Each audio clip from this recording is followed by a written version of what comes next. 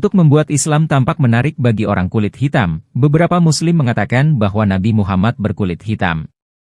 Bahkan Allah juga diklaim hitam. Allah itu hitam, Nabi Muhammad juga hitam, dan Islam adalah agama orang Afrika. Islam menghapus perbudakan, membebaskan budak, mengangkat derajat wanita, menghilangkan diskriminasi. Tapi, tidak ada bukti apapun dari pernyataan itu. Malah sebaliknya, literatur Islam menjelaskan bahwa Nabi Muhammad memperbudak orang, menjual belikan budak, termasuk beberapa budak kulit hitam. Wah, sering-sering berkunjung ke sini ya Rasulullah. Nabi Muhammad bukanlah orang bule, tetapi seorang Arab yang kulitnya relatif lebih cerah daripada kebanyakan orang Arab lainnya. Pernyataan berulang kali tentang kulitnya yang putih secara langsung berkaitan dengan makna warna hitam dan putih dalam Islam. Pokoknya, Allah tidak mau melihat wajah kulit hitam di surga. Ada beberapa hadis yang menghubungkan penciptaan orang kulit hitam dan nasibnya di hari kiamat. Musnad Ahmad, nomor 26216. Abu Darda, dari Nabi Shallallahu Alaihi Wasallam, beliau bersabda, ketika Allah menciptakan Adam, Allah memukul bahunya yang sebelah kanan. Maka keluarlah keturunan berkulit putih seperti molekul. Dan Allah memukul bahu bagian kirinya kemudian keluar keturunan yang berkulit hitam seperti arang. Lalu Allah berkata kepada yang di bagian kanannya, masuklah ke surga dan aku tidak peduli. Kemudian Allah berkata kepada yang di bagian kirinya, masuklah ke dalam neraka dan aku tidak peduli. Hadits ini menjelaskan dengan sangat jelas bahwa dalam Islam, Allah telah menentukan takdir manusia sebelum Dia menciptakannya. Dia sudah memutuskan untuk memberkati orang kulit sangat putih ke surga dan mengutuk orang kulit sangat hitam ke neraka.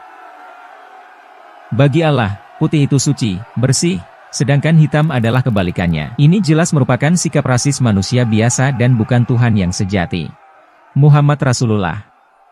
Shifa of Qadi, Iyad, halaman 375. Ahmad bin Abi Sulaiman, sahabat Sahnun, berkata, siapapun yang mengatakan bahwa Nabi berkulit hitam harus dibunuh. Siapapun yang ingin melihat setan, maka lihatlah Nabtal bin Al-Harith. Dia adalah pria kulit hitam yang kokoh dengan rambut panjang yang tergerai, mata yang meradang, dan pipi kemerahan yang gelap. Dia biasa datang dan berbicara dengan Rasul dan mendengarkannya dan kemudian menyampaikannya kepada orang-orang munafik. Banyak orang munafik yang mengelilingi Nabi, tetapi dia hanya menyebut Nabtal, yang berkulit hitam, sebagai setan. Bagaimana kalau menyebut wanita kulit hitam sebagai wabah penyakit? Hadits Sahih Al-Bukhari, nomor 6516. Salim bin Abdullah dari ayahnya, aku bermimpi melihat wanita hitam, rambutnya acak-acakan, keluar dari Madinah hingga berdiri di Mahya'ah yaitu Jufah. Maka aku takwilkan bahwa wabah penyakit Madinah telah dipindahkan ke sana.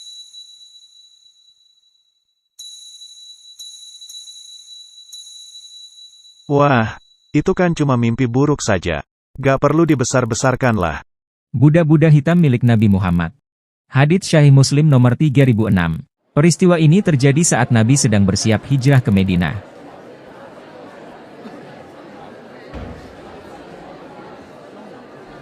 Ya Rasulullah, aku ingin berbayat padamu. Wah, dengan senang hati aku terima. Terima kasih, Rasulullah. Aku akan ikut hijrah denganmu.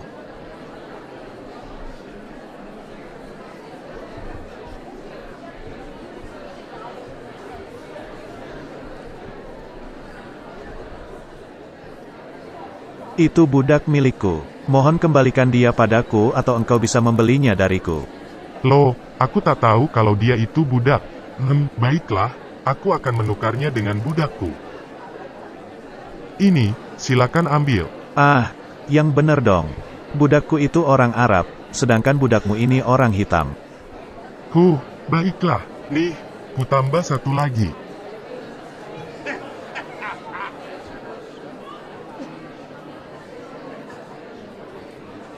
Walah, apes nih. Aku rugi ribuan dinar gara-gara orang itu.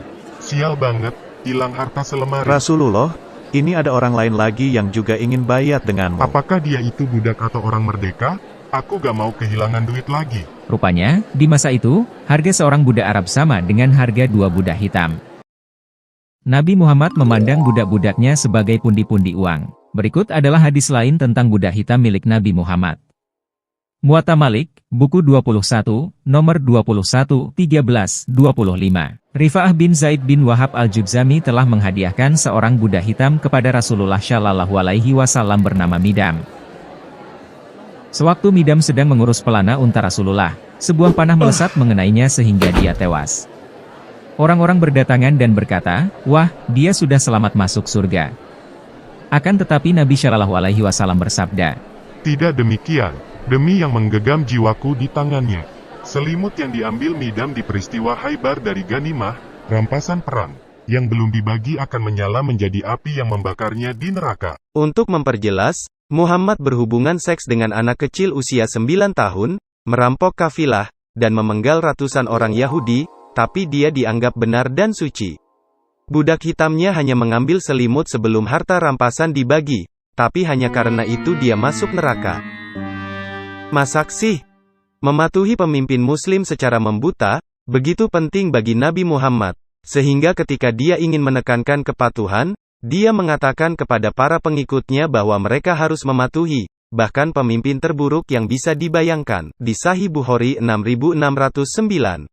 Dari Anas ibn Malik radhiyallahu anhu, ia berkata, Rasulullah bersabda, Dengarlah dan taatilah sekalipun yang dijadikan pemimpin untuk kalian adalah seorang budak Habasyi, yang kepalanya seperti kismis. Jadi, menurut Nabi Muhammad, pemimpin umat muslim terburuk adalah budak kulit hitam. Anda ini tidak jujur dan tidak adil. Salah satu sahabat terbaik adalah Bilal, dan dia adalah budak kulit hitam, yang dibebaskan oleh Abu Bakar. Kami menghormati dan mencintai Bilal karena pengabdiannya terhadap Islam. Bilal adalah seorang budak sebelum ia masuk Islam dan terus menjadi budak setelah itu. Sahih Bukhari, volume 5, buku 87, hadits 99. Dikisahkan oleh Qais, Bilal berkata kepada Abu Bakar, Jika kamu membeliku untuk dirimu sendiri, maka simpanlah aku untuk dirimu sendiri. Tetapi jika kamu membeliku karena Allah, maka bebaskan aku untuk pekerjaan Allah. Hadits tersebut menjelaskan bahwa, setelah Nabi Muhammad wafat, Bilal meminta Abu Bakar untuk membebaskannya. Dia tidak akan meminta seperti itu jika dia sudah merdeka. Bilal adalah hamba yang baik dan berkah yang besar dari Allah. Saya pikir, Allah tentunya tak ingin saya kehilangan berkatnya. Sekarang bagaimana agama yang diciptakan oleh Nabi kulit putih, yang memiliki budak-budak kulit hitam, dan menyebut orang Ethiopia sebagai kepala kismis, dan mengatakan bahwa setan itu seperti orang kulit hitam, bisa dianut banyak orang-orang kulit hitam di negara barat. Dalam kebanyakan masyarakat kulit hitam di barat, ada kecenderungan umum tidak tahu tentang Islam. Orang-orang bahkan tidak tahu fakta paling mendasar tentang Muhammad dan Al-Quran. Dan ini memungkinkan pendakwah muslim untuk mengatakan apapun yang mereka inginkan tentang Islam, karena tidak ada yang akan memeriksa pesan mereka. Jadi, jika seorang pendakwah muslim sedang berbicara dengan seorang wanita yang tertarik pada hak-hak wanita, Muhammad adalah pembela hak-hak wanita. Jika dia berbicara dengan seseorang yang sangat menghargai sains, Al-Quran adalah mahakarya ilmiah, penuh dengan wawasan ilmiah ajaib yang baru diketahui berabad-abad kemudian. Jika dia berbicara dengan seseorang yang peduli dengan keadilan rasial, Islam adalah agama yang membebaskan budak dan menegakkan kesetaraan ras. omong kosong. Tetapi orang-orang masuk Islam karena mereka percaya saja apa yang pendakwah itu katakan. Orang-orang tidak mau repot membaca sumber literatur Islam untuk melihat apakah keterangan dari dakwah Islam itu benar.